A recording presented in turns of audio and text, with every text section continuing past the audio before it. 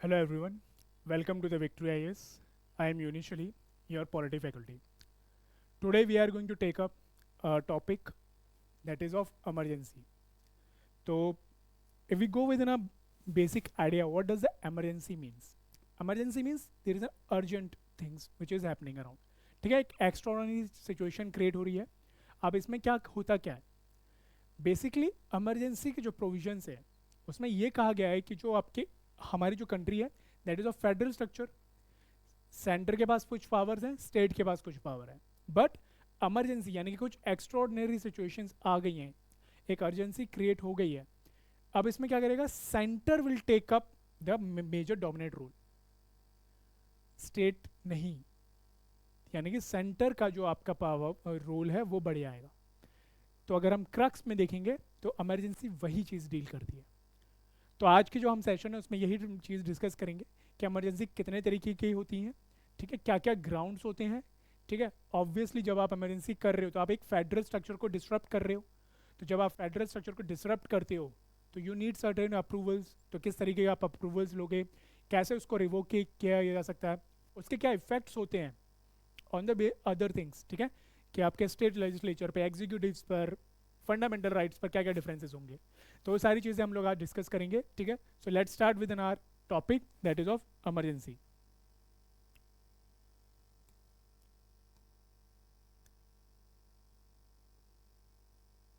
So types of emergency अगर हम बात करें तो in our constitution, okay, there are three types of emergencies हमारे कॉन्स्टिट्यूशन में लिखी गई हैं. One is a national emergency. ठीक है, ये आर्टिकल 352 में बताया गया है. ठीक है, नेशनल इमरजेंसी क्या है? नेशनल इमरजेंसी में कहा गया है कि जब भी हमारी कंट्री पे, ठीक है, कोई वॉर हो जाए, ठीक है, कोई एक्सटर्नल एग्रेशन हो जाए, या फिर हमारे देश के अंदर ही आर्म्ड रेबिलियन हो जाए. Remember the word armed rebellion. ठीक है, पहले 44th कॉन्स्टिट्यूशन अमेंडमेंट एक्ट में कुछ डिफरेंसेस, कुछ चेंजेस किए गए, कुछ अमेंडमेंट्स करे गए. ठीक है, उससे पहले एक इंटरनल डिस्टर्बेंस करके वर्ड यूज़ किया जाता था, बट उसके बाद उसको चेंज करके आर्म्ड रेबिलियन बना दिया गया. जब इस टाइप की सिचुएशन क्रिएट हो जाती है तो in that case the state centre has to take the role. ठीक है, तब वो क्या करेंगे, वो अपने सेंटर डोमिनेट करने लग जाता है. ठीक है, और स्टेट को उसके अंडर काम करना पड़ता है. अब वो अपनी मर्जी से काम नहीं कर सकता स्टेट्स, उसको यूनियन के अकॉर्डिंग काम करना पड़ेगा. क्यों? क्योंकि इस सिचुएशन को हमें डील करने के लिए हमने पावर किसको दी हुई है? यूनियन को दी हुई है. एज वी नो दैट कि हमारी जो कंट्री है वो फेडरल स्ट्रक्चर तो फॉलो करती है, but it has a tiltation towards union structure, union also. ठीक है, तो ये आपके हो गए नेशनल इमरजेंसी. फिर आपका आता है प्रेसिडेंट रूल. ये आपका डील करता है आर्टिकल 356. ये क्या कहता है?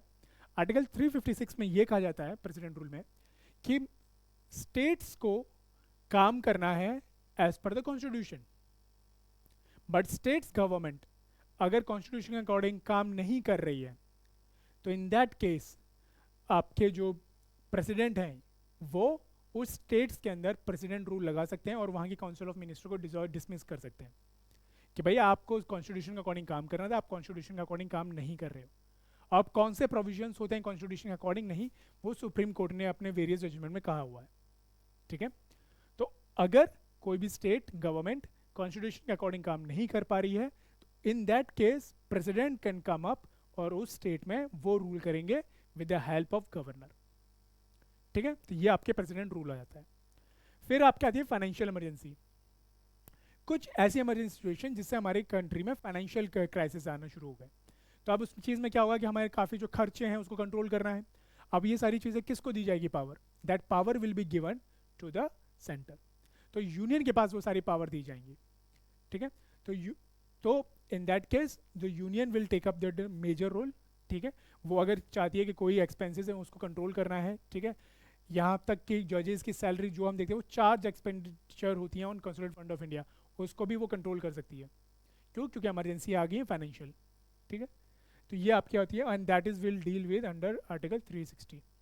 ठीक है, 360 में हम लोग फाइनेंशियल इमरजेंसी को डील करते हैं. तो सबसे पहले शुरू करते हैं हम लोग नेशनल इमरजेंसी. तो नेशनल इमरजेंसी जैसे हमने कहा कि जो ग्राउंड ऑफ डिक्लेरेशन है, दीज आर थ्री ग्राउंड्स. ठीक है, एक हमारा वॉर, एक हमारा external aggression, and third one is armed rebellion. अब देखो पहले दो हैं, अगर मैं ये इंडिया का मैप देखूं तो ये पहले जो दो हैं वो बाहर से आ रहे हैं कि वॉर है, किसी दूसरी कंट्री ने हम पे वॉर कर दी, हमने नेशनल इमरजेंसी डिक्लेयर कर दी, या फिर किसी ने एक्सटर्नल एग्रेशन हम पे अटैक कर दिया, ठीक है, नॉन स्टेट एक्टर्स ने, तब भी हम नेशनल इमरजेंसी डिक्लेयर कर सकते हैं।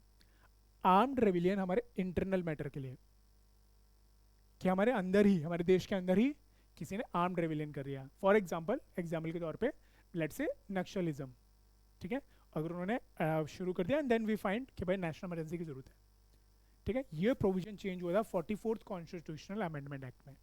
इससे पहले आर्म्ड रेबिलियन की जगह इंटरनल डिस्टर्बेंस वर्ड यूज किया जाता था। अब इंटरनल डिस्टर्बेंस बहुत ही वेग टर्म है, ठीक है, तो it can be use to exploit, I mean misuse किया जा सकता है कि भाई इंटरनल डिस्टर्बेंस हो गई, चार लोग मिल गए, हमने कहते भाई इंटरनल डिस्टर्बेंस हो गई। तो इस चीज़ को इस एम्बिग्यूटी को रिमूव करने के लिए फिर 44th कॉन्स्टिट्यूशन अमेंडमेंट एक्ट में हमने इस वर्ड को रिप्लेस करा with armed rebellion. In that case only the national emergency can be implemented.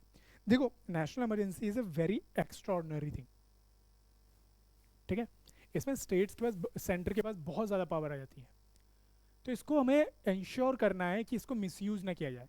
And we have an example, हमारी कंट्री में हमने एक एग्जांपल देखा था 1975 के टाइम जब नेशनल इमरजेंसी लगी थी, उस टाइम काफ़ी मिसयूज हुए थे, क्योंकि इसमें आपके फंडामेंटल राइट्स पे भी इम्पैक्ट पड़ता है, ठीक है, it's not just only impacting the council of minister and parliament as well as your fundamental rights also.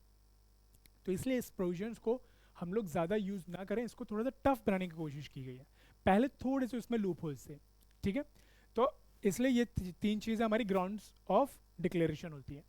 फिर आपके आती है पार्लियामेंट्री अप्रूवल, सॉरी, कि भाई आपने प्रेसिडेंट, अब डिक्लेयर कौन करेगा, प्रेसिडेंट करेगा कि भाई नेशनल इमरजेंसी आ गई, प्रेसिडेंट ने डिक्लेयर कर दिया ना, अब पार्लियामेंट इसको अप्रूव करेगा कि हाँ भाई सच में नेशनल इमरजेंसी है, हमें ही इसको इंप्लीमेंट करना है, ठीक है, तो पार्लियामेंट्री अप्रूवल जरूरी है। अब पार्लियामेंट्री अप्रूवल के लिए चाहिए क्या, with in 1 month it should be approved by both the houses।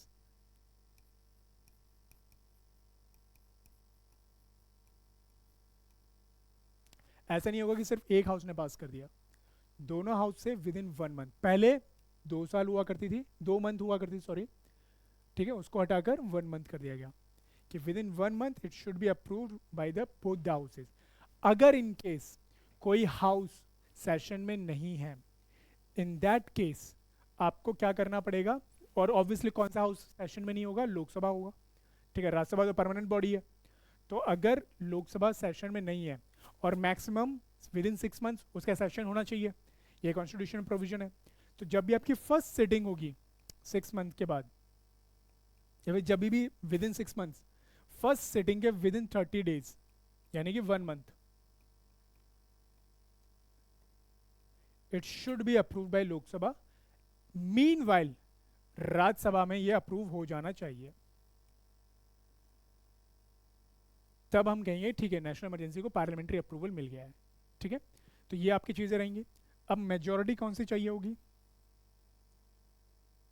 कितने लोगों का हमें अप्रूवल चाहिए होगा कि भाई इसको माने कि हाँ, तो हमने कहा था क्योंकि नेशनल इमरजेंसी को हमें थोड़ा सा हमने टफ बना दिया है, ठीक है, सबसे इससे पहले क्या होता था कि हम लोग सिंपल मेजोरिटी में भी अगर पास कर दी है पार्लियामेंट तो हम लोग इसको मान लेते थे, बट अब इसमें स्पेशल मेजोरिटी लगा दी, ठीक है, तो जो majority different types of majorities होते हैं वो हम लोग अलग टॉपिक में देख लेंगे, what is special majority, effective majority, absolute majority, simple majority, ठीक है, तो इसमें ये होता है स्पेशल मेजोरिटी हमें चाहिए होती है, ठीक है, तो इसमें मोर देन 2/3 ऑफ आपके जो भी प्रेजेंट इन वोटिंग है, ठीक है, and 50% of total strength of house, ये आपकी होती है।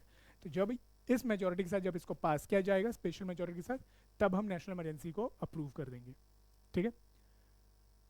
अब बात आती है ड्यूरेशन, कितने टाइम के लिए हम लोग इसको लगा सकते हैं, ठीक है, देखो ड्यूरेशन में बेसिकली नेशनल इमरजेंसी में कोई मैक्सिमम टाइम लिमिट नहीं है, क्योंकि भाई हमें नेशनल इमरजेंसी है, हम लेट से किसी के वॉर हो रही है, कितने साल तक होगी हमें क्या पता, वो हो सकता है 6 महीने चले, हो सकता है 1 साल चले, 2 साल चले, 3 साल चले, ठीक है। तो इन दैट केस ड्यूरेशन जो है उसमें अपर लिमिट हमारी कोई नहीं है, लेकिन आपके जो भी इमरजेंसी लगेगी वो 6 मंथ्स के उस पर लगेगी, ठीक है। तो आपको पहले 6 महीने के लिए आपको लगाओगे, सिचुएशन नहीं सही होती है फिर 6 महीने के लिए लगाओगे, इस तरीके से हम लोग इसको चलाएंगे, ठीक है। फिर आपका आता है रेवोकेशन, कि भाई लेट से इमरजेंसी लग गई, सिचुएशन नॉर्मल हो गई, अब हम इसको वापस कैसे लेंगे। तो रेवोकेशन की जो पावर है वो प्रेसिडेंट के पास पावर है, कि भाई प्रेसिडेंट जब चाहेंगे, ठीक है, उनको लगा, क्योंकि डिक्लेयर किसने करी थी, प्रेसिडेंट ने, तो रिवोकेट कौन करेगा, प्रेसिडेंट ही करेंगे। प्रेसिडेंट को लगता है कि हाँ भाई सिचुएशन नॉर्मल हो गई है, अब इसको वापस हम लोग रिज्यूम कर देते हैं जो हमारा पहले वाला सिस्टम था। तो रेवोकेशन की पावर किसके पास है, प्रेसिडेंट के पास पावर है, ठीक है। बट पार्लियामेंट का भी तो रोल होना चाहिए, पार्लियामेंट को जो डिसाइड करने दो कि भाई हाँ इसको आप रिवोकेट करो अपनी नेशनल इमरजेंसी को। तो ये पावर जो दी गई है यहां पर लोकसभा के पास पावर है। लोकसभा सिंपल मेजोरिटी, देखो रेवोकेशन के लिए लाइटर टर्म है, अप्रूवल के लिए टफर है। तो अगर लोकसभा सिंपल मेजोरिटी से एक रेजोल्यूशन पास कर देती है, ठीक है, कि भाई आप इसको हटा दीजिए, तो प्रेसिडेंट कैन रिवोक इट। तो ये भी पावर आपके पास पार्लियामेंट लोकसभा के पास है रिगार्डिंग द नेशनल इमरजेंसी, ठीक है। तो ये आपके कुछ ग्राउंड्स हैं based on the national emergency. अब हम बात कर लेते हैं इफेक्ट्स क्या होते हैं आपके नेशनल इमरजेंसी पे। सबसे पहला इफेक्ट हम लोग बात करेंगे सेंटर स्टेट रिलेशन पे, कि सेंटर और स्टेट रिलेशन में क्या इंपैक्ट होगा। तो जैसा हमने कहा कि देखो सेंटर और स्टेट में बेसिकली आपका जो सेंटर है वो डोमिनेट करने लग जाता है स्टेट पे। अब कैसे कैसे डोमिनेट करेगा, ठीक है, दो टाइप से आप डोमिनेट करोगे। एक आप करोगे एग्जीक्यूटिव लेवल पे, एक आप करोगे लेजिस्लेटिव लेवल पे, ठीक है। एग्जीक्यूटिव कौन हो गया, CM and council of minister. अब यहां पर क्या हो रहा है कि आपके जो भी सीएम है या फिर जो भी आपके स्टेट एग्जीक्यूटिव्स हैं, they will work on the direction of union, ठीक है। यहां पर आप ये नहीं कह सकते भाई हम लोग आपके वो नहीं कर फॉलो नहीं करेंगे। तो आपके prime minister and council of minister आपको डायरेक्शन दे सकते हैं, ठीक है, कि आपको ये काम करना है, ठीक है। दूसरा लेजिस्लेटिव पे, यहां पर पार्लियामेंट आ जाएगी। तो parliament can direct the legislative to work in that, जो भी इन्होंने ऑर्डर दिए होंगे, जो भी इंस्ट्रक्शन दिए होंगे उस पर काम करना है, ठीक है। यहां पर एक और पावर आपके पास आ जाती है, parliament can make law on state list also. Parliament state list पे भी लॉ बना सकती है under during the national emergency, ठीक है। अब जब वो इमरजेंसी खत्म हो जाएगी, उस लॉ जो इफेक्टिवनेस है वो विद इन 1 ईयर आपका डिसॉल्व भी हो जाएगा, ठीक है। तो जैसे नेशनल इमरजेंसी खत्म हो जाती है तो 1 साल के बाद वो लॉ भी खत्म हो जाता है, but parliament can make law on state list also, ठीक है। तो ये आपके लेजिस्लेटिव आपके रिलेशन आपके होते हैं। उसके बाद आपका आता है life of Lok Sabha and state assembly. क्योंकि देखो हमने कहा नेशनल इमरजेंसी है, कि इमरजेंसी आ चुकी है, वॉर हो चुकी है, आर्म्ड रिबेलियन हो चुका है, एक्स्ट्राऑर्डिनरी सिचुएशन है, ठीक है। अगर मान लो लोकसभा की लाइफ उस टाइम खत्म हो रही है, तो it has an a power कि वो अपनी लाइफ को एक्सटेंड कर सकती है। 5 साल होती है ना, बट अगर नेशनल इमरजेंसी है तो वो उसको एक्सटेंड कर सकती है। अपर लिमिट नहीं है, लेकिन हाँ 1 ईयर कर सकते हैं। अगर फिर आ गया और लगता है तो फिर 1 ईयर एक्सटेंड कर लेगी, जब तक सिचुएशन नॉर्मल नहीं हो जाती है। Same goes with state assembly, ठीक है।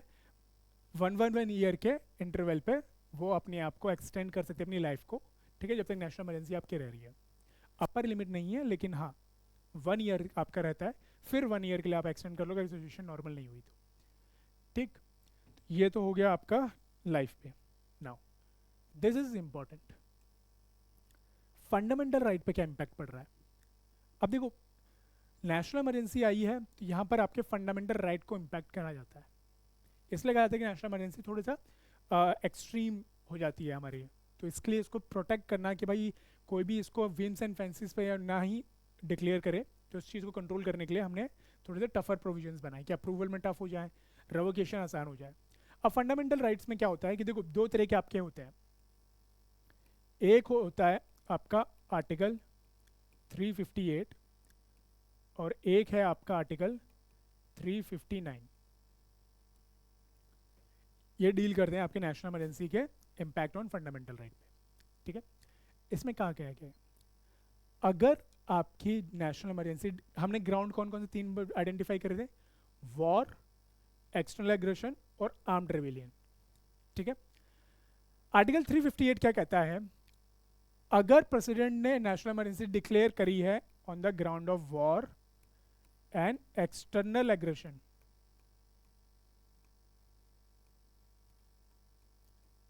ठीक है, जब इन दो ग्राउंड पर नेशनल इमरजेंसी को डिक्लेयर किया गया है, इन दैट केस आपके आर्टिकल 19 में आपके जितने भी फंडामेंटल राइट्स हैं वो इनइफेक्टिव हो जाएंगे, ठीक है। यानी कि आपके आर्टिकल 19 के आपके जो भी हैं, आप आर्टिकल 19 में आपके जो आपके 6 फंडामेंटल राइट्स हैं वो आप किसी काम के नहीं है। अगर वॉर डिक्लेयर हो, सॉरी, अगर नेशनल इमरजेंसी डिक्लेयर हो रही है on war and external aggression, तो आर्टिकल 358 के अंडर आर्टिकल 19 के आपके सारे राइट्स चले जाएंगे, ठीक है। ये आपका कहता है आर्टिकल 358। आर्टिकल 359 क्या कहता है, अगर नेशनल इमरजेंसी डिक्लेयर हो रही है war, external aggression and armed rebellion,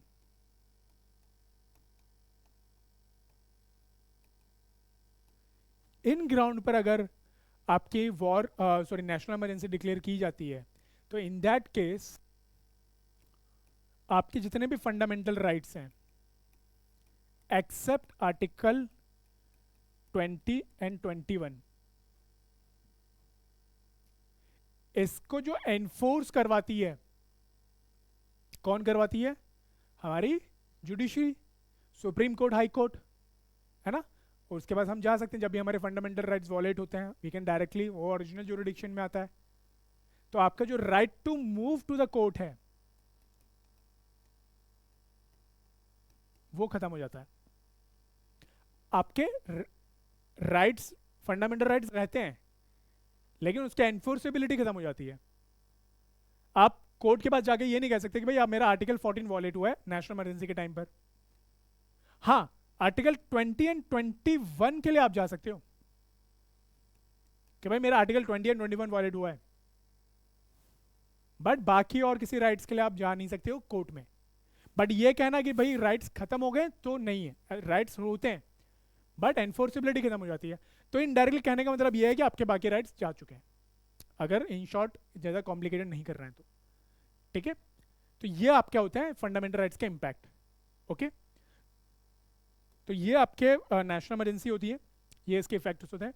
now take up the president rule. देखो जो फ्रेमवर्क है, ग्राउंड क्या है, पार्लियामेंट्री अप्रूवल क्या है, मेजोरिटी रिक्वायर्ड क्या है, वो सेम ही रहने वाले हैं तीनों इमरजेंसी के लिए, ठीक है। तो अब बात करते हैं प्रेसिडेंट रूल के बारे में क्या है। आर्टिकल 356 डील करता है, ठीक है। हमने क्या कहा था कि हमारी जो कंट्री है फेडरल स्ट्रक्चर है, स्टेट्स गवर्नमेंट है और एक हमारी यूनियन गवर्नमेंट है। स्टेट्स गवर्नमेंट को क्या करना होता है, that has to be work as per the constitutional provisions, ठीक। अब कॉन्स्टिट्यूशन ने कुछ प्रोविजंस लिखे होंगे कि कैसे काम करना है, तो उसमें कुछ आपके प्रोविजन है जैसे कि आपके सेंटर अगर आपको कोई भी इंस्ट्रक्शंस दे रहा है, आपको कुछ इंस्ट्रक्शंस दे रहा है ऑन सर्टेन टॉपिक्स, ठीक है, जैसे आपके रेल एंड रेलवेज हो गया, रेलवेज हो गया, कम्युनिकेशंस हो गया, ठीक है।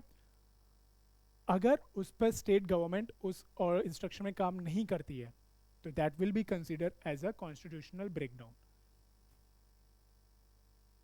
ठीक है। एक और तरीका है आपका होता है कि स्टेट्स के गवर्नमेंट जो फॉर्म होगी वो मेजोरिटी गवर्नमेंट होगी, बट वहाँ पर कोई भी majority political party majority show नहीं कर पा रही है, तो वहाँ पर गवर्नमेंट कैसे फॉर्म हम कर सकते हैं? That is also a case of constitutional break down, कि वहाँ कॉन्स्टिट्यूशन ब्रेक डाउन हो रहा है।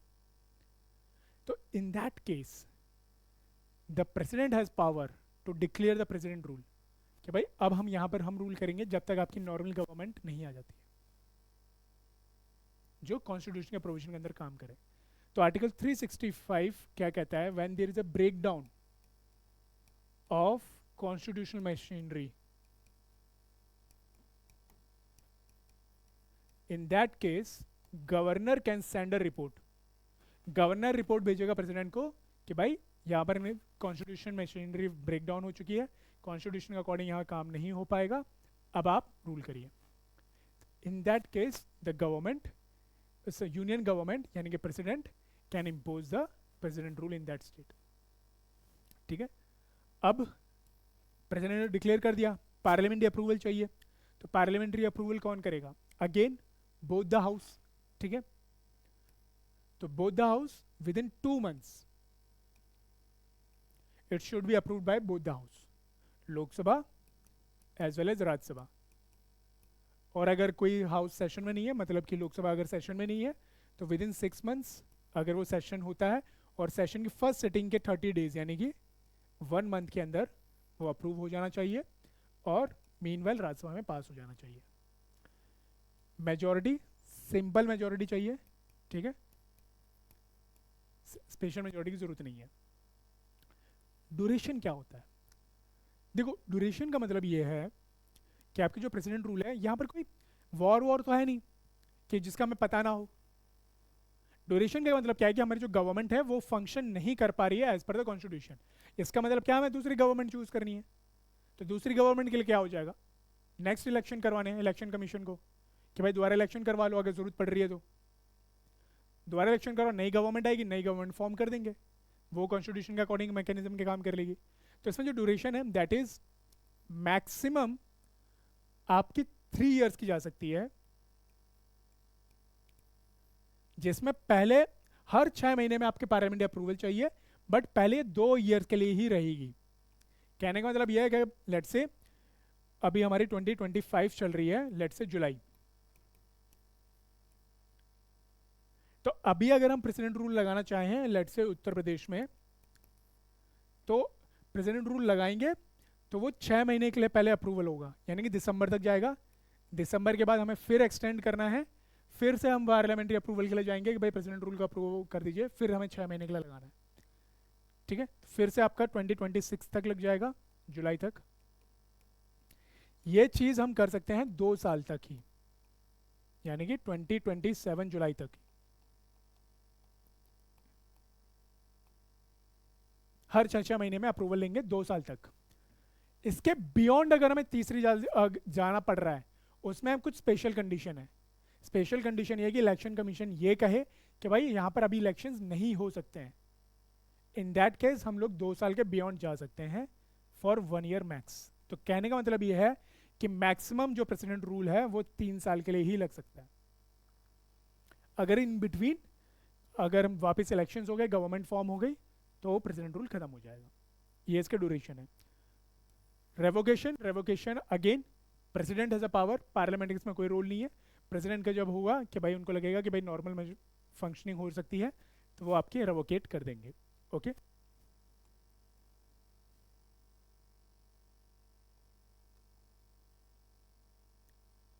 Now coming to the effect. अब इसका इफेक्ट क्या पड़ता है? तो इफेक्ट हमारे 2 पार्ट पे पड़ते हैं, एक हमारा स्टेट लेजिस्लेचर पे और एक हमारा काउंसिल ऑफ मिनिस्टर पे। क्या क्या इफेक्ट है? ठीक है, स्टेट लेजिस्लेचर में parliament has a major role over state legislature assembly या फिर स्टेट लेजिस्लेचर के। ठीक है, पार्लियामेंट डोमिनेट करेगी। यहां पर यह चीज ध्यान रखना, स्टेट लेजिस्लेटिव असेंबली डिसॉल्व नहीं होती है प्रेसिडेंट रूल में। करना चाहें वो दूसरी बात है, बट डिसॉल्व नहीं होती है वो। पार्लियामेंट मेजर रोल प्ले करने लग जाती है। Parliament can make law on state list also. Parliament instruction देना शुरू करेगी अगर पार्लियामेंट से एक चीज़ ध्यान देना, पार्लियामेंट ने अगर स्टेट लिस्ट में कोई लॉ बना दिया है और जो अगर president rule cease to effective, यानी कि प्रेसिडेंट रूल खत्म हो गया है, उसके बाद भी वो लॉ रहता है, इसके बारे में कोई प्रोविजंस नहीं है। जैसे नेशनल इमरजेंसी में था कि भाई जैसे ही अगर आपका नेशनल इमरजेंसी खत्म हो जाती है तो पार्लियामेंट ने अगर स्टेट लिस्ट पर कोई लॉ बना रखा है तो वो विद इन 1 ईयर खत्म हो जाएगा, बट यहाँ पर वो केस नहीं है। ठीक है, पार्लियामेंट रहती है, पार्लियामेंट आपके लॉ बना सकती है, पार्लियामेंट इंस्ट्रक्शन देती है, ठीक है, स्टेट लेजिस्लेचर को, स्टेट लेजिस्लेचर असेंबली आपकी रिजॉल्व नहीं होती है यहाँ पर। बट काउंसिल ऑफ मिनिस्टर में क्या होता है? बात तो यार गवर्नमेंट की हो रही थी ना कि गवर्नमेंट कॉन्स्टिट्यूशन के अकॉर्डिंग काम नहीं कर पा रही है, तो इन दैट केस यहाँ पर council of minister may be dismissed, again मे, ठीक है, तो वहाँ पर डिसमिस किया जा सकता है, ऐसा नहीं कि प्रेसिडेंट रूल लग गया तो काउंसिल ऑफ मिनिस्टर डिसमिस हो गई, तो गवर्नर चाहें तो उसको डिसमिस कर सकते हैं। ठीक है, तो काउंसिल ऑफ मिनिस्टर आपकी डिसमिस हो जाती है, फिर आपके जो प्रेसिडेंट होते हैं with the help of governor and the chief secretaries, ठीक है, उसके अकॉर्डिंग फिर वो फंक्शनिंग करते हैं एग्जीक्यूटिव्स की वहाँ पर। ठीक है, तो ये आपका इफेक्ट होता है ड्यूरिंग द प्रेसिडेंट रूल। अब हम बात करते हैं फाइनेंशियल इमरजेंसी की। तो फाइनेंशियल इमरजेंसी का देखो, प्रेसिडेंट रूल बहुत बार लग चुका है, नेशनल इमरजेंसी हमारी 3 बार लगी हुई है, ठीक है, ये आप आइडेंटिफाई करो कितनी बार लगी हुई है। ठीक है, फाइनेंशियल इमरजेंसी अभी तक एक बार भी नहीं लगी है। ठीक है, फाइनेंशियल इमरजेंसी बेसिकली क्या डील करता है, that is it deals with a financial crisis. कुछ आ गया, दो 1991 में हमारे पास एक फाइनेंशियल क्राइसिस आया था, बट हमने उस टाइम फाइनेंशियल इमरजेंसी नहीं लगाई थी। फाइनेंशियल इमरजेंसी में क्या होता है कि जो सेंटर होता है it take the charge of the financial expenses. जैसे मान लो स्टेट्स भी कुछ खर्चा कर रहा है तो union will decide, centre will decide कि भाई कितना खर्चा करना है, पैसा नहीं है हमारे पास, तो उस केस में फाइनेंशियल इमरजेंसी लगती है। ठीक है, आर्टिकल 360 इसको डील करता है।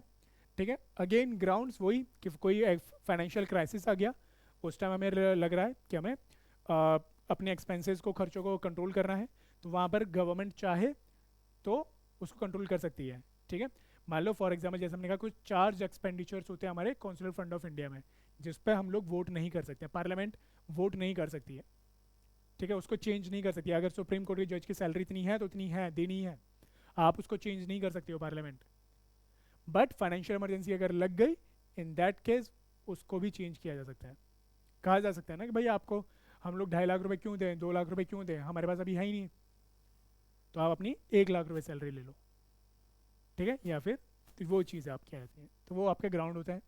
ठीक है, parliamentary approval, again with in 2 months आपको पार्लियामेंट से अप्रूवल लेना है। मेजोरिटी रिक्वायर्ड, सिंपल मेजोरिटी चाहिए, ज़्यादा इसके लिए आपको मेजोरिटी नहीं चाहिए, क्योंकि फाइनेंशियल इमरजेंसी दो कभी लगी नहीं है, बट हमने देखा था जो ओरिजिनल कॉन्स्टिट्यूशन था उसमें यूजली 2 मंथ्स और सिंपल मेजोरिटी तीनों के लिए थी, नेशनल इमरजेंसी के लिए भी, प्रेसिडेंट रूल के लिए भी और फाइनेंशियल इमरजेंसी के लिए भी। बट क्योंकि नेशनल इमरजेंसी एक मेजर का एक बहुत ही एक्सट्रीम स्टेप होता है, क्योंकि इसमें फंडामेंटल राइट्स इंपैक्ट होते हैं, प्रेसिडेंट रूल में फंडामेंटल राइट्स पे कोई इफेक्ट नहीं हो रहा, फाइनेंशियल इमरजेंसी में कोई फाइनेंशियल फंडामेंटल राइट पे कोई इफेक्ट नहीं हो रहा।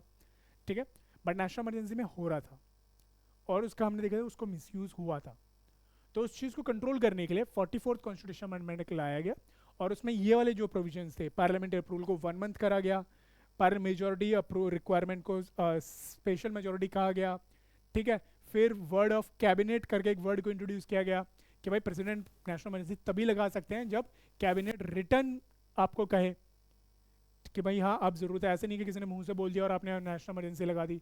क्यों? क्योंकि प्रेसिडेंट अपने मन से तो नहीं लगाएगा, नहीं, it should be aid and advice of the prime minister and council of minister. ठीक है, तो कुछ टफर प्रोविजंस लाए गए फॉर द नेशनल इमरजेंसी। ठीक है, तो फाइनेंशियल के लिए मेजोरिटी नॉर्मल सिंपल आपके लिए चाहिए। ड्यूरेशन, अगेन इस पर कोई अपर लिमिट वगैरह अभी कोई दी नहीं गई है, इसमें ड्यूरेशन वगैरह के बारे में कोई इतना जिक्र नहीं किया गया। Revocation, again prime minister president has a power to revoke, उनको अगर लगता है कि भाई टाइम कंप्लीट हो गया है तो हम इसको रेवोकेट कर सकते हैं। ठीक है, तो ये है। बाकी आपका इसमें इफेक्ट ज़्यादा होता नहीं है फंडामेंटल राइट से, फिर स्टेट लेजिस्लेटिव और आपके सेंटर स्टेट रिलेशन पे। ठीक है, फाइनेंशियल इमरजेंसी में। सो ये एक टॉपिक था हमारा नेशनल इमरजेंसी पे, जिसमें हमने we try to deal with national, president and the financial. थोड़े कंपैरेटिव स्टडीज़ आपको दिखाने की कोशिश करी, जिसमें हमने बताया कि ग्राउंड्स ऑफ डिक्लेरेशन क्या हैं सबके, ठीक है, किस टाइप के पार्लियामेंट्री अप्रूवल चाहिए, ड्यूरेशन क्या है, आपके मेजॉरिटी का किस किस टाइप की requirement, and then the effects of those emergencies on center state relation, fundamental rights, and council of minister, and accordingly. So I hope the topic has been clear from your side. Thank you everyone.